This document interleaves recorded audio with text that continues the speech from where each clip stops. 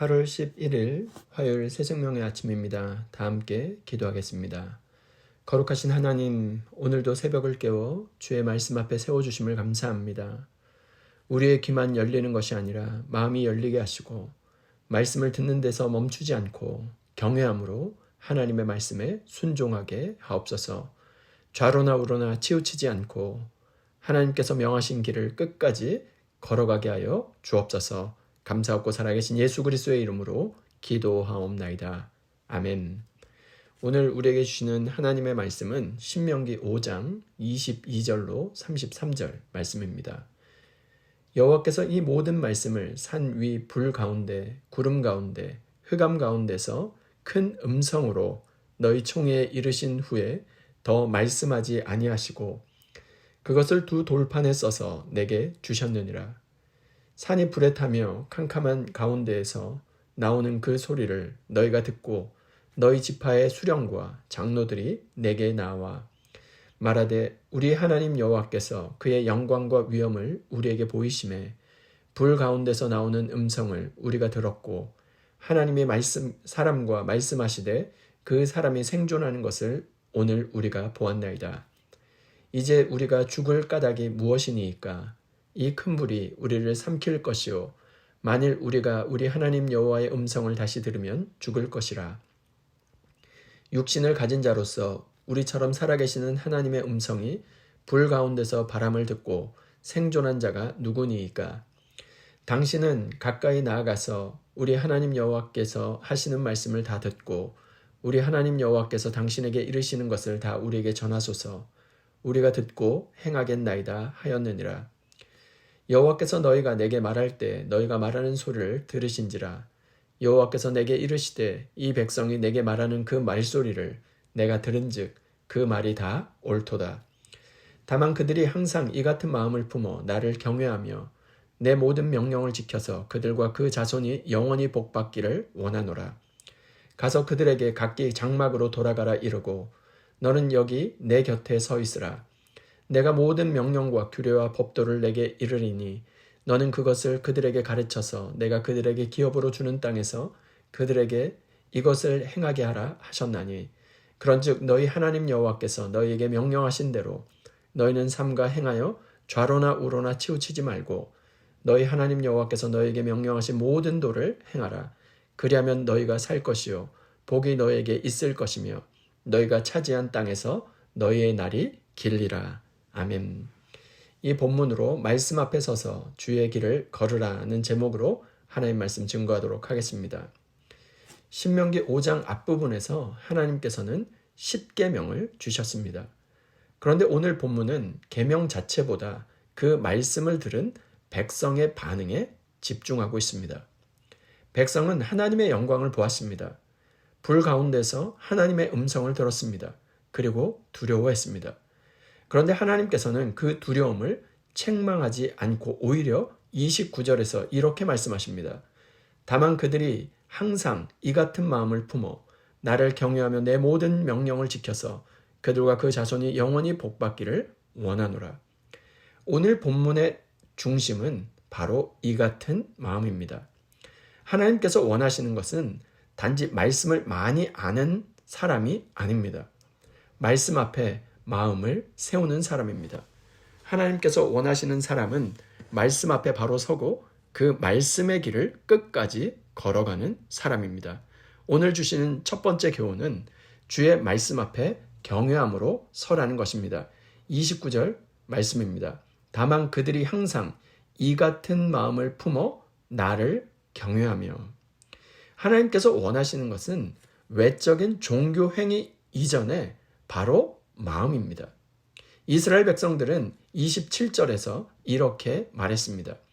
당신은 가까이 나가서 우리 하나님 여호와께서 하시는 말씀을 다 듣고 우리 하나님 여호와께서 당신에게 이르시는 것을 다 우리에게 전하소서. 우리가 듣고 행하겠나이다 하였느니라. 듣고 행하겠나이다. 이것이 바른 반응이었습니다. 그런데 중요한 것은 하나님께서 28절에서 그 말씀을 들으시고 그 말이 다 옳다라고 인정하셨다는 것입니다. 하나님의 말씀 앞에서 가장 먼저 필요한 것은 뛰어난 해석 능력이 아닙니다. 주님, 말씀하시면 듣겠습니다. 주님께서 말씀하시면 순종하겠습니다 하는 마음입니다. 성경에서 경외라고 하는 것은 하나님을 무서워하며 도망가는 것이 아닙니다. 하나님을 하나님으로 인정하기 때문에 그 말씀을 가볍게 여기지 않는 것입니다. 하나님의 말씀 앞에서 두려워 떨 줄 아는 마음입니다. 열왕기하 22장에 보면 요시야 왕의 이야기가 나옵니다. 성전을 수리하던 중 제사장 hil기야가 오랫동안 잊혀졌던 율법책을 발견해서 왕 앞에서 낭독합니다. 그 말씀을 들은 요시야는 곧바로 자기 옷을 찢습니다. 왕의 위엄도 나라의 체면도 돌아보지 않고 오직 말씀 앞에서 자신과 백성이 하나님에게서 얼마나 멀어져 있었는지를 깨닫고 찢어지는 마음으로 반응한 것입니다.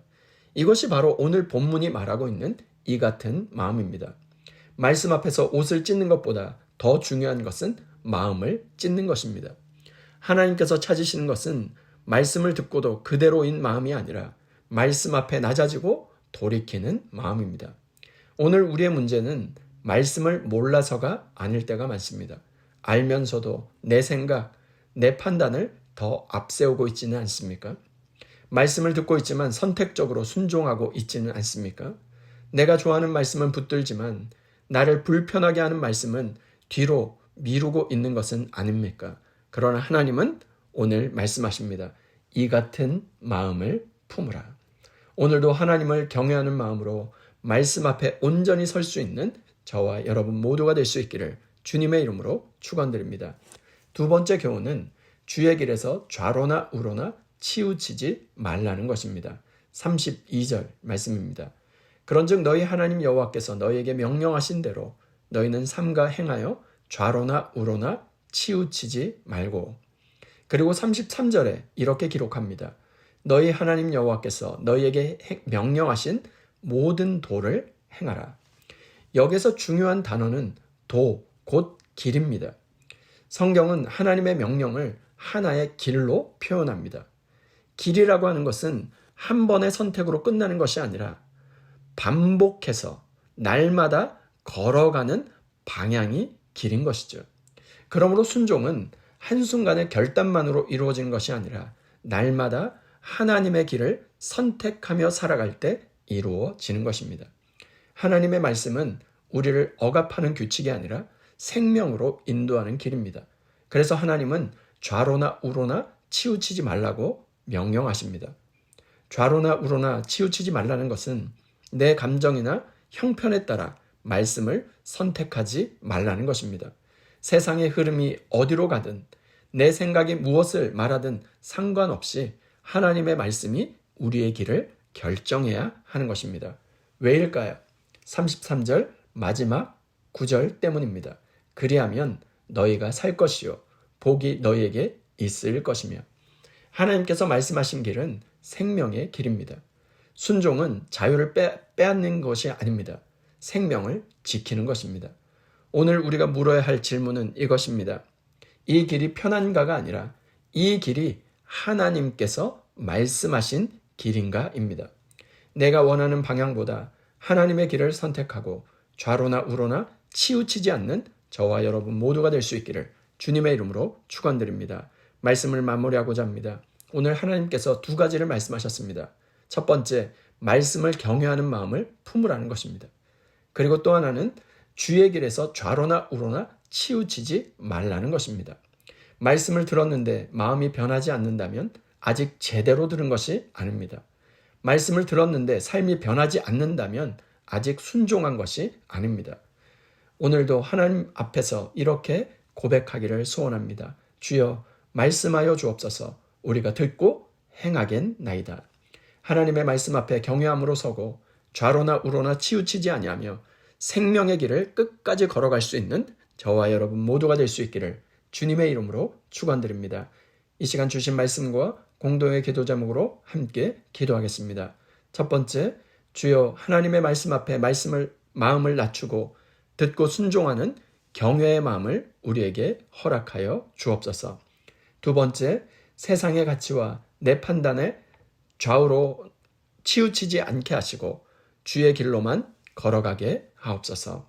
세 번째, 암과 각종 질병으로 고통받는 환우들을 긍휼히 여기시고 환우들을 붙드시고 치유와 회복의 은혜를 베풀어 주시며 이번 치료 중에 있는 김정태 선교사님을 붙드시고 온전히 회복시켜 주옵소서. 공도의 기도 제목과 각자의 기도 제목을 주님께 올려드리며 함께 기도하겠습니다.